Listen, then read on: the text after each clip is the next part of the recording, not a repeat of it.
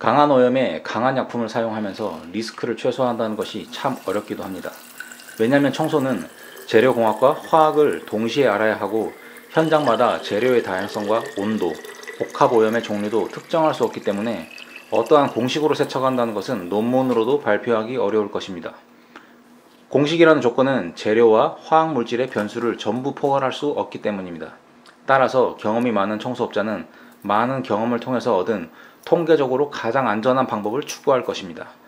퀄리티가 안 나오면 청소비를 못 받을 뿐이지만 하자를 내면 오히려 돈을 물어줘야 하는 일들이 생길 수 있기 때문입니다. 그래서 어떤 약품이냐보다 더 중요한 것은 어떤 공정으로 처리하냐가 더 중요하다고 저는 현장에서 항상 말하곤 합니다.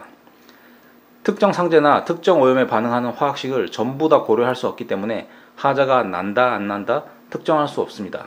다만 어떤 공정으로 처리했냐에 따라 웬만한 하자들을 막을 수 있습니다. 현재 한국에서도 청소 세제를 만드는 다양한 회사들이 있고 해외의 유명한 세제들도 한국으로 수입되고 있습니다. 이런 정보의 바닷속에서 휘둘리지 않으려면 우리는 기준을 잡아 나가야 할 것입니다.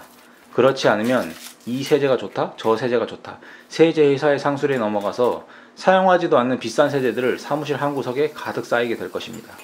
그리고는 고객에게 자칭 전문가라고 목에 힘주며 말하면서 정작 세제회사 배부르게 해주는 장사를 하고 있습니다. 우리가 일반적으로 청소를 하는 화학식은 산과 염기가 만나는 중화 반응식의 세척을 많이 하게 됩니다. 반응이 빠르기도 하고 그나마 안전한 작업이기도 합니다. 즉 산성 물질은 염기성 물질로 중화하면서 세척을 하고 염기성 물질은 산성으로 중화하면서 세척을 한다는 뜻입니다. 중화 반응이 되면서 염과 물이 생성됩니다. 하지만 모든 오염이 이런 공식으로 제거가 되는 것은 아닙니다. 특정 산성 오염은 산성 환경에서 분해가 잘 되기도 하고 색소가 연해지기도 합니다. 세탁 이론에서 자주 사용되는 산화환원 반응입니다. 마침 제가 설거지를 해야 하는데 이것을 빗대면서 설명드리겠습니다. 퐁퐁을 물에 희석한 후에 그릇을 닦을 것입니다.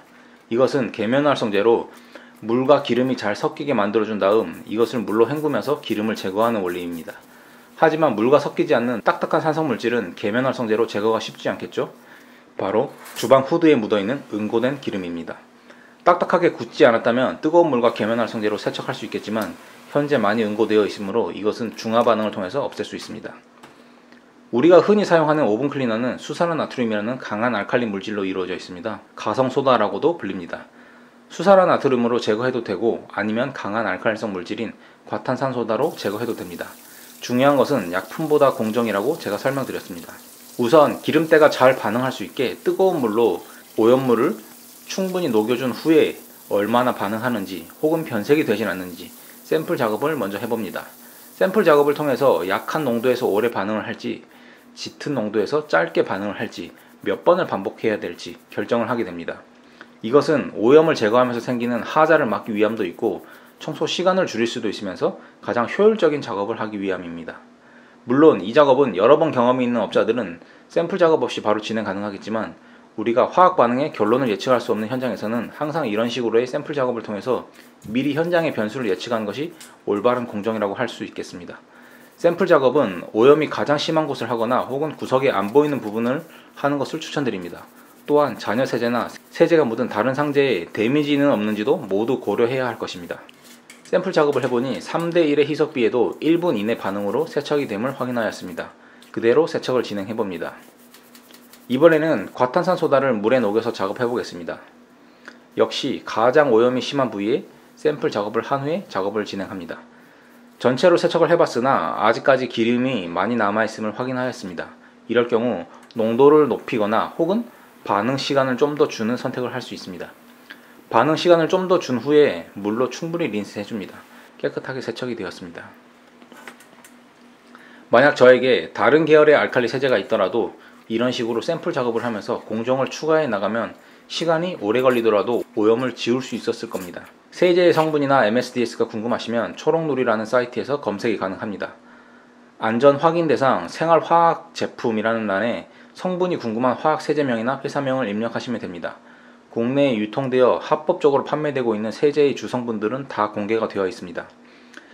물론 세제마다 브랜드의 노하우인 비율이라든지 소량의 첨가물들은 적혀 있지 않지만 그것이 현장에서 차지하는 비중은 그리 크지 않습니다.